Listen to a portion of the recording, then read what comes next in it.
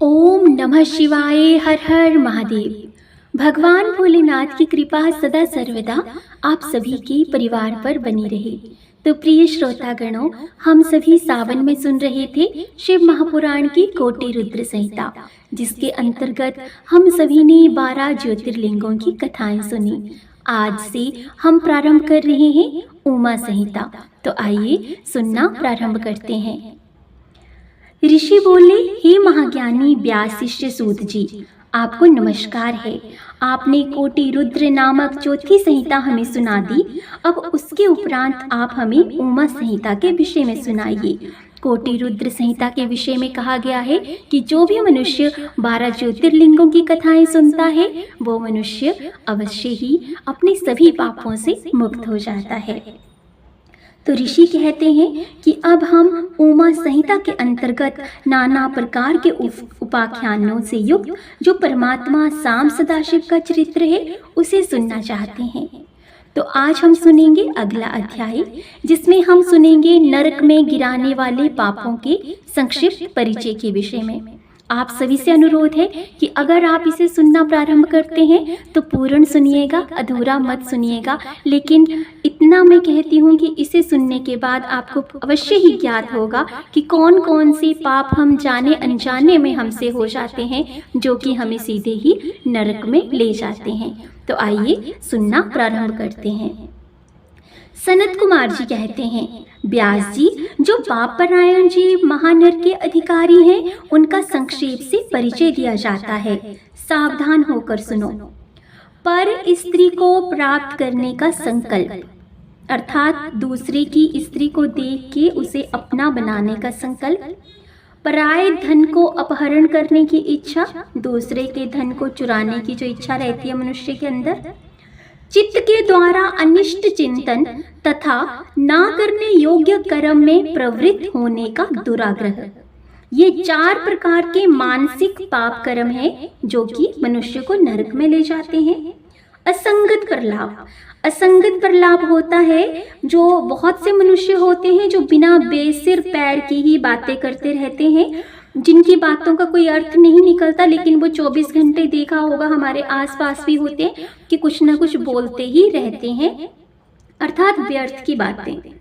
असत्य भाषण, अप्रिय बोलना और पीठ पीछे चुगली करना, ये 4 वाचिक अर्थात जो हमारी वाणी द्वारा होने वाले हैं, ये वो पाप कर्म हैं।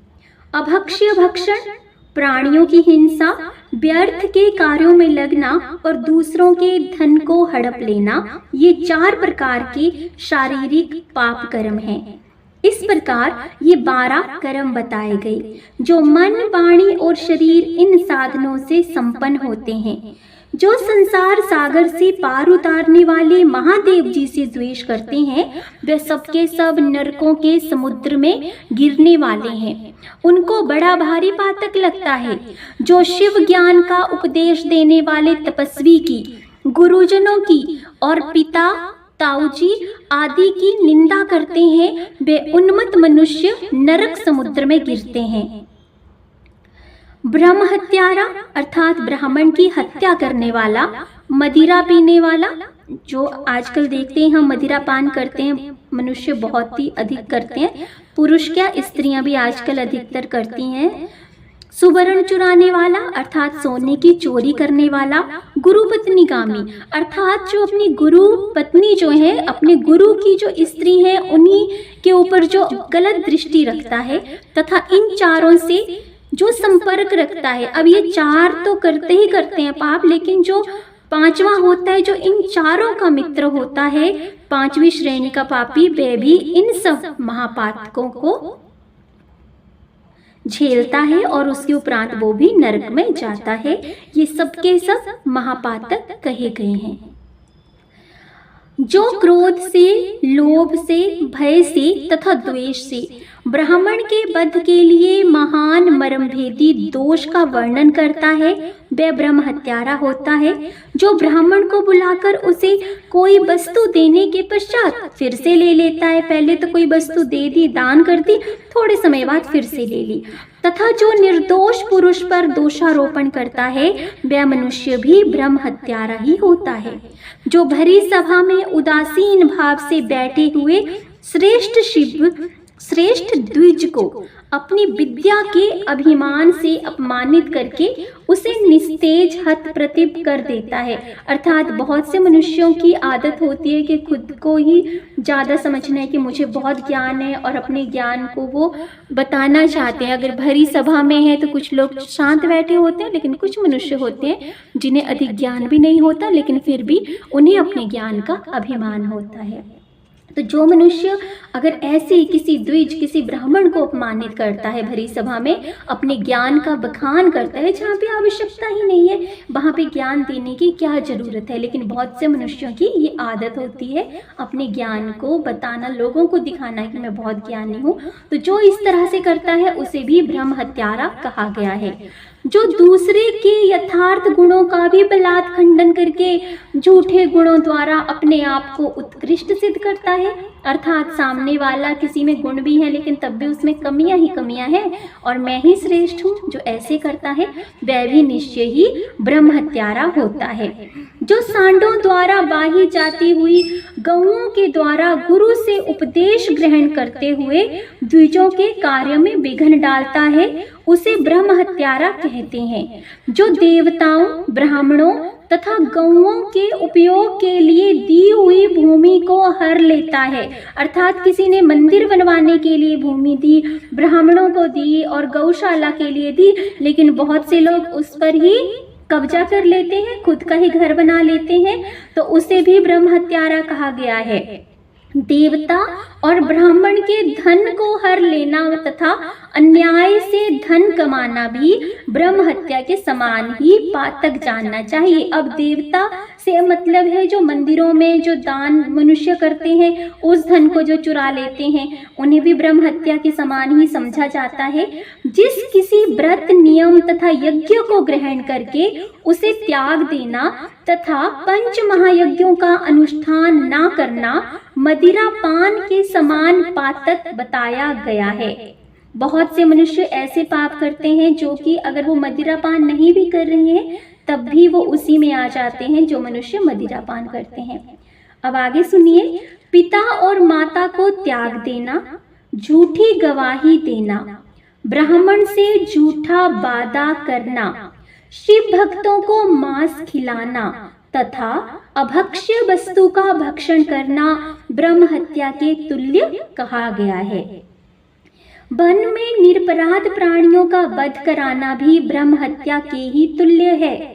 साधु पुरुष को चाहिए कि वह ब्राह्मण के धन को त्याग दे, उसे धर्म के कार्य में भी ना लगाए, अन्यथा ब्रह्म हत्या का दोष लगता है। गौओं के मार्ग में, वन में तथा गांव में जो लोग आग लगाते हैं वे भी ब्रह्म हत्या ही करते हैं। इस तरह के जो भयानक पाप हैं वे ब्रह्म हत्या के समान माने गए हैं। ब्राह्मण के द्रव्य का अपहरण करना, पैतृक संपत्ति के बंटवारे में उल्ट फेर करना, अत्यंत अभिमान और अधिक क्रोध करना, पाखंड फैलाना, कृतघ्नता करना, विषयों में अत्यंत आसक्त होना, अत्यधिक कंजूसी करना, सत्पुरुषों से द्वेष रखना, पर स्त्री समागम करना, श्रेष्ठ कुल की कन्याओं को कलंकित करना, यज्ञ, बाग बगीचे, सरोवर तथा स्त्री पुरुषों का विक्रय करना, तीर्थ यात्रा, उपवास तथा व्रत एवं उपनयन आदि का सौदा करना, स्त्री के धन से जीविका चलाना, स्त्रियों के अत्यंत वशीभूत होना, स्त्रियों की रक्षा न करना तथा छल के द्वारा प्रायी स्त्रियों का सेवन करना, ब्रह्मचर्य आदि व्रतों का त्याग देना, दूसरों के आचार का सेवन करना, असत्य शास्त्रों का अध्ययन करना, सूखे तर्क का सहारा लेना, देवता, अग्नि, गुरु, साधु तथा ब्राह्मणों की निंदा करना, पितृ यज्ञ और देव यज्ञ को त्याग देना, अपने कर्मों का परित्याग करना, बुरे स्वभाव को अपनाना, नास्तिक होना, सदैव पापों में ही लगना और हमेशा झूठ बोलना, इस तरह के पापों से युक्त स्त्री पुरुषों को उपपातकी कहा गया है। जो मनुष्य गौओं, ब्राह्मण कन्याओं, स्वामी, मित्र तथा तपस्वी महात्माओं के कार्य नष्ट कर देते हैं, वे अवश्य ही नरकगामी माने गए हैं। जो मनुष्य ब्राह्मणों को दुख देते हैं, उन्हें मारने के लिए शस्त्र उठाते हैं, जो द्विज होकर शूद्रों की सेवा करते हैं तथा जो काम वश मदिरा पान करते हैं, जो पाप परायण, क्रूर तथा हिंसा के प्रेमी हैं, जो गौशाला में, अग्नि जल में, सड़कों पर, पेड़ों की छाया में, पर्वतों में, बगीचों में तथा देव मंदिरों के आसपास मल मूत्र का त्याग करते हैं, बांस, ईंट, पत्थर, काठ, सींग और कीलों द्वारा जो रास्ता रुंधते या रोकते हैं, बहुत से लोग रोक देते हैं रास्ते को, दूसरों के खेत आदि की सीमा मिटा देते हैं, कब्जा कर लेते हैं दूसरे के खेतों पर, छल से शासन करते हैं, छल कपट में ही कार्यों में लगे रहते हैं, किसी को ठग कर लाए हुए पाक, अन्न तथा वस्त्रों का छल से उपयोग करते हैं,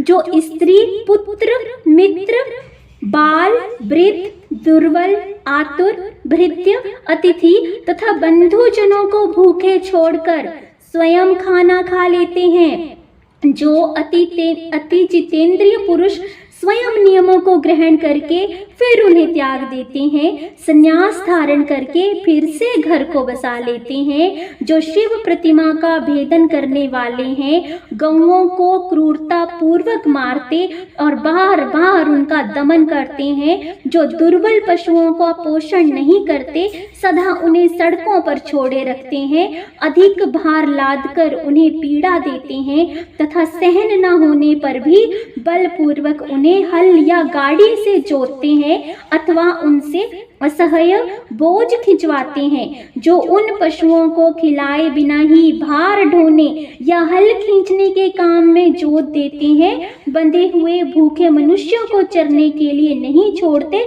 तथा जो भार से घायल, रोग से पीड़ित और भूख से आतुर गाय बैलों का यत्न पूर्वक पालन नहीं करते हैं, वे सभी के सभी गौ हत्यारे तथा नरकगामी माने गए हैं।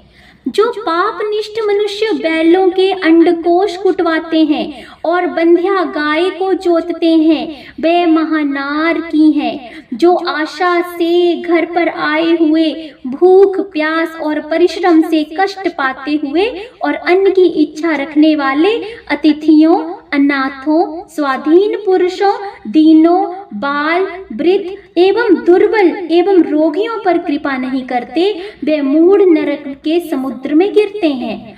मनुष्य जब मरता है तब उसका कमाया हुआ धन घर में ही रह जाता है। उसके भाई बंधु भी शमशान तक जाकर उसके उपरांत लौट आते हैं। केवल उसके किए हुए पाप और पुण्य ही परलोक के पथ पर जाने वाले उस जीव के साथ होते हैं, वही साथ जाते हैं। जो औचित्य की सीमा को लांघकर मनमाना कर वसूल करता है तथा दूसरों को दंड देने में ही रुचि रखता है, वह राजा नरक में पकाया जाता है। जिस राजा के राज्य में प्रजा घूसखोरों, अपनी रुचि के अनुसार कम दाम देकर अधिक कीमत का माल लेने वाले अधिकारियों तथा चोर डाकुओं से अधिक सताई जाती है, वह राजा भी नरकों में पकाया जाता है। पराई स्त्रियों के साथ व्यभिचार और चोरी करने वाले प्रचंड पुरुषों को जो पाप लगता है, वही पर स्त्रीगामी राजा को भी लगता है। जो साधु को चोर और चोर को साधु समझता है तथा बिना विचारे ही निरपराध को प्राण दंड दे देता है, वे राजा तो नरक में पड़ता है। जिस किसी पराये द्रव्य को सरसों बराबर भी चुरा लेने पर मनुष्य नरक में गिरते हैं, इसमें संशय नहीं है। इस तरह के पापों से युक्त मनुष्य मरने के पश्चात यातना भोगने के लिए ही फिर उसके उपरांत से एक नया शरीर धारण करता है, जिसमें संपूर्ण आकार अभिव्यक्त रहते हैं। इसीलिए किए हुए पाप का प्रायश्चित कर लेना चाहिए, अन्यथा 100 करोड़ कल्पों में भी बिना भोगे हुए पाप का नाश नहीं हो सकता।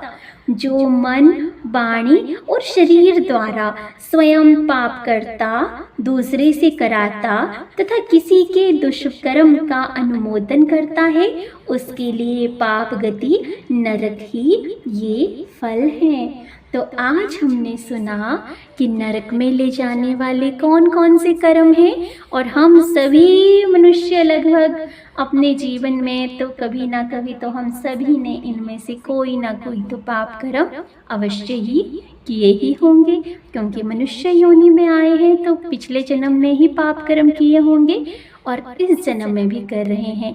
लेकिन अगर हम अभी शिव महापुराण पढ़ रहे हैं तो सिर्फ इसे पढ़ना ही नहीं है, ये मैं स्वयं के लिए भी बोल रही हूँ, इसे हमें समझना है और अपने जीवन में धारण करना है कि अब जो हमसे अपराध हो चुके हैं उन सभी अपराधों के लिए भगवान भोले बाबा जी हम सभी को क्षमा करें। हे भोले बाबा जी, जो भी पाप कर्म हमसे हो गए हैं उन सभी के लिए आप हमें क्षमा कीजिए और हमारी बुद्धि को शुद्ध कीजिए, जिसके कारण कि हम आगे अपने जीवन में अन्य कोई पाप कर्म ना करें। तो प्रिय शिव भक्तों, आज हमने सुना उमा संहिता का ये अध्याय। तो आशा करती हूँ कि आपको ये अध्याय पसंद आया होगा, और अगर पसंद आया है, समझ आया है थोड़ा सा भी, तो इसे अनुरोध है, वैसे बहुत ही कम बार मैं ये बोलती हूँ कि इसे शेयर कीजिए, लेकिन आज अनुरोध कर रही हूँ हाथ जोड़ के, किसी ज़्यादा से ज़्यादा लोगों में आप शेयर कीजिए, जिससे लोगों को भी पता चले कि आखिर ये शिव पुराण क्यों इतना महान है और इसमें कौन कौन सी बातें ऐसी हैं जो कि कही गई हैं। तो हम कल पढ़ेंगे इससे अगला अध्याय। तो मिलते हैं फिर कल एक और नए अध्याय के साथ, या किसी स्तोत्र मंत्र रचना, किसी नई कहानी के साथ। और कल जो हम सुनेंगे अध्याय वो और भी रोचक होगा। उसमें हम सुनेंगे पापियों और पुण्यात्माओं की यमलोक यात्रा की, किस तरह से पापी जो पाप कर्म करते हैं और जो पुण्य आत्माएं होती हैं उनकी यमलोक यात्रा किस तरह की होती है। तो चलिए फिर मिलते हैं कल एक नए अध्याय के साथ। तब तक आप सभी अपना और अपनों का भी ख्याल रखिए, जीवन एक ही बार मिला है। तो मिलते हैं कल। जय माता दी, हर हर महादेव, श्री शिवाय नमस्तुभ्यम।